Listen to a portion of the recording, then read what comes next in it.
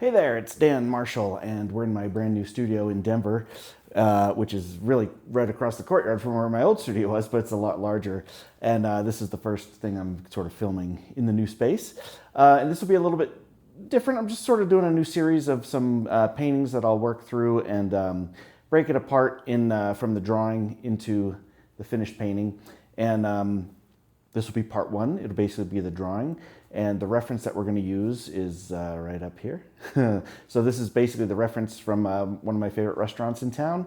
And every time I go there, I take some footage of the line cooks. And I've been wanting to do this painting for a while. So this is what the finished drawing will be. But part of the challenge of this was keeping the figures in relationship to each other and keeping the information of the perspective that's happening in there. And then also, when we get into the painting, making sure it reads as it's sort of a darker area, but the kitchen area is super lit up. So that'll be a fun challenge when we get to the painting part. So anyway, enjoy the drawing segment, and I'll see you back in just a couple days, and I'll have part two. That'll be the painting element. And this won't be as much of a step by step, but I will make a couple comments on how I'm arranging things as we work through. But anyway, enjoy, and I'll talk to you soon. Okay, so as I start this and consider what's happening in the reference image, I'm going to just start planning what's going on here. And this is Saunders Waterford, 140-pound rough paper. I'm using a 7mm HB mechanical pencil, and I've got it taped to a support board. And as I start these first marks, I'm really just kind of feeling out the space. Getting in some very initial ideas of what those perspective directionals are going to be. And from that one line, the whole painting gets anchored. And the most important aspect of this is that I'm really building the painting with the drawing. I'm not trying to copy the photograph.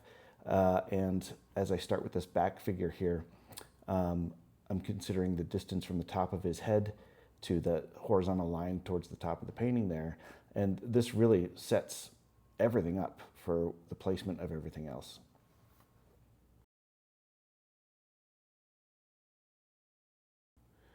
And I'll also say that I love having you here and I love sharing this. So if you like how this is starting off, please hit the like and subscribe button so you can make sure you get part two when we do the painting.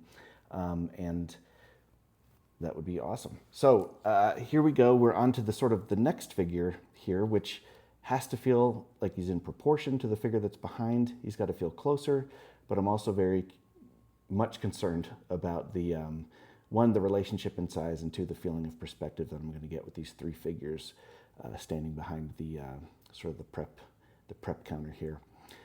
There's a lot going on in this painting, and these figures are really going to be the most important thing going on in there.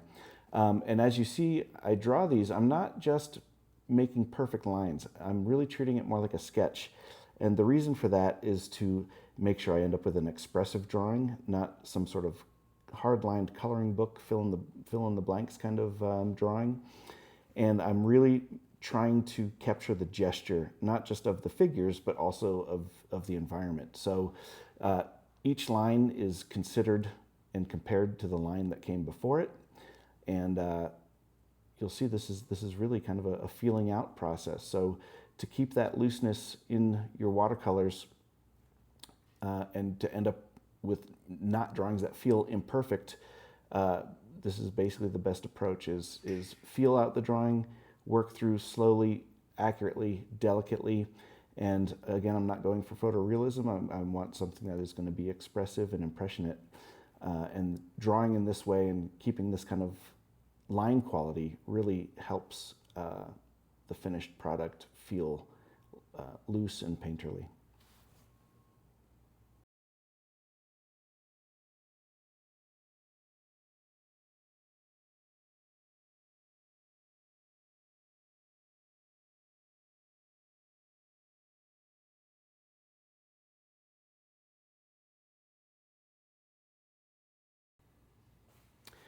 As I draw this, I'm also very concerned about the spaces between things, the negative spaces. So I can compare the air between these two heads. I compare the sort of arrow shape that points down from the chest of the furthest guy to the back of the middle character. And a note on gathering reference, in these kinds of figurative situations, if you take one photo, you're kind of locked into just that one split second that you captured. And to kind of curb that from happening, when I take this kind of reference photos, I'm actually taking short burst videos. So that way I can sort of freeze frame and scroll through the frames and find the one, either the one complete gesture that I like through the whole painting of the figure, and they're not stuck in some awkward pose. Or I could mix and match and take the figure from one frame and the figure from another. And in this particular reference, as I was taking the video, they all sort of lined up perfectly. This guy tilted his head back to kind of take a look over the counter there, and the larger figure that's going to be a little bit more central, they're kind of in a little bit of break, and he sort of like leans over and adjusts his hat and almost to wipe his brow. So I can really make sure I bring a lot of personality and a little bit of a sort of narrative into the overall design. So this is, basically to me it feels like it's after the rush. They just kind of plated all the stuff they had to put up and present, and they have a moment's reprieve here. So now I'm just looking to connect these two shapes. And really, these two shapes, again, they become the anchor. They anchor the whole painting. And they also help me understand, what else do I need to put in this painting? So by starting with the figures, I can then just kind of put in the information that I think I'm going to need to help support the rest of the painting. And it's a process that kind of, there's a correction there. So I wanted that line to be a little shorter, a little more of an interior perspective line there, and the hood of the over the grill or whatever's back there.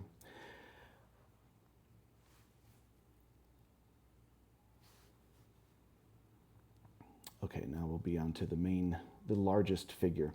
And this is kind of the most important figure as far as the, all three figures are working together, but if I had started with this figure, I probably wouldn't have placed him in the right way. I probably wouldn't have scaled him in the right size.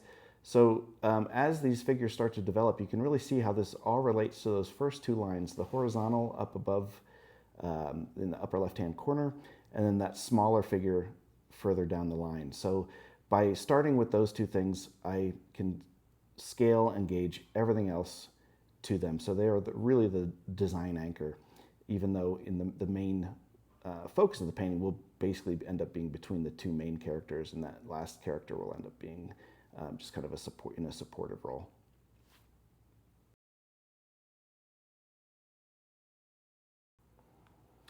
And if you noticed that little jump cut a second ago, and now this guy doesn't have a head, it was wrong. So I could make real-time adjustments and decisions, and I don't know why it stopped recording when I grabbed my eraser, but I liked where his body was, but his sort of head was in the wrong place, the wrong position. So this is my time to sort of make those adjustments, not end up with a poorly drawn head when the rest of the drawing is coming out pretty nicely. So, I'm never fully committed until I see all the shapes relating together. So it's really important to stay open, stay observant, and in drawing this way of comparison, where basically each shape, each line is compared to the line that came before, I always have the opportunity to make slight adjustments and corrections. I'm also, as I kind of detail out this guy with a little bit of some other accents, you'll notice on the two chefs to the left, I didn't draw them down to the feet, I didn't draw their legs, and really I know all of that stuff is going to kind of be hiding in shadow, so I'm not going to confuse my drawing with stuff that I know isn't going to be painted in there. I am going to keep the focus along the three white shirts and the light that's kind of hitting across them. So I'm not going to draw things I don't need for the painting. But I do like this stack of bowls that's kind of sitting over here. It's like they were mixing up a bunch of they have a really good salad at this place. So it's like they've got all their sort of salad prep bowls stacked here. So that's a fun element to me. And now that I've got the main figures, I just need to kind of finish creating the environment. And that is something I'll that happens different in this sort of figurative based painting, is I will usually start with the figures and then fit the environment in around them. In a landscape painting or a barnyard painting or a street scene even, generally I'm doing the opposite. The figures are complementing the painting, so I'll establish the whole scene first and then figure out where I'm going to put in the figures and the supportive elements. So this gets reversed in the approach, where I need the main figurative elements, and then again, I don't want to draw a whole restaurant interior. I just want enough to put them in a setting that says, you know, prep counter or line cooks or whatever they're doing here. So once I'm really sure about the placement and relationship that's happening with the main figurative elements, now I'm just sort of filling in the blanks and putting in just enough information I need. I'm not going to put everything in there, but I'll just put a couple things that say this is obviously a sort of a kitchen, and there'll be little stainless steel bins and whatnot, but I'm not putting every utensil, every aspect of that. Just the bigger pieces to help tell the story are what's important.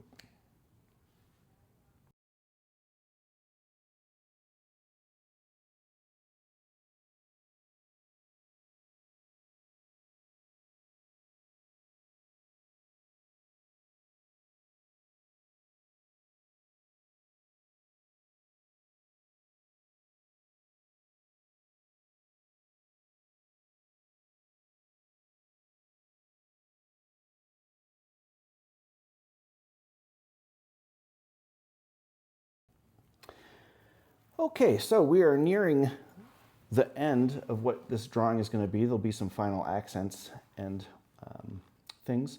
But one of the biggest things that I would like to bring your attention to is the quality of the drawing. The drawing feels expressive. It doesn't feel perfect. It doesn't feel hand hammered in. It doesn't feel like I just looked at something and said, I'm going to draw this. It is a construction. It's an arrangement. You don't have a composition if you're not making an arrangement. You just have a bunch of ugly lines on there. So the pressure of the pencil stays light. If I need to accentuate something, I might use a little bit more pressure. But for the most part, I'm trying to use an even amount of pressure so the lines stay kind of sexy and consistent and loose. Even though the overall arrangement is very carefully arranged, I'm making sure that the elements in that arrangement stay expressive. Just putting a little bit of face detail back there.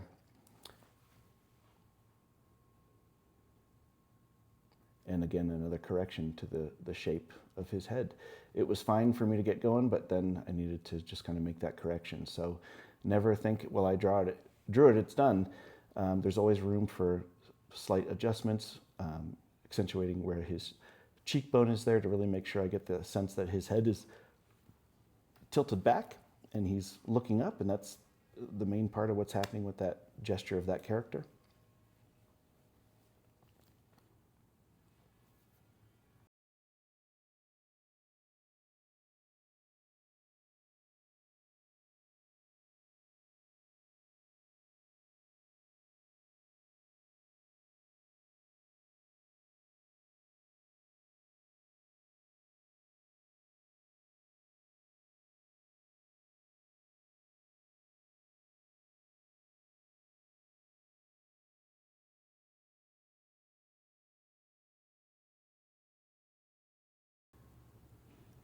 Okay, so here's a close-up look at the finished drawing. This is all the information that I need for this, and I really like the drawing. It's a nice, loose, kind of sexy drawing. It looks a little bit darker on camera than it is in person.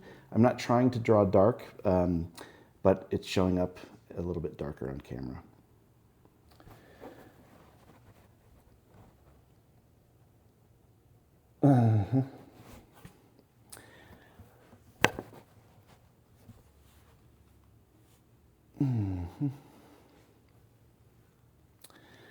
Okay, so that's the drawing, and we're in good shape to enter into our painting and keep this a very loose, atmospheric, expressive, energetic-filled kitchen scene.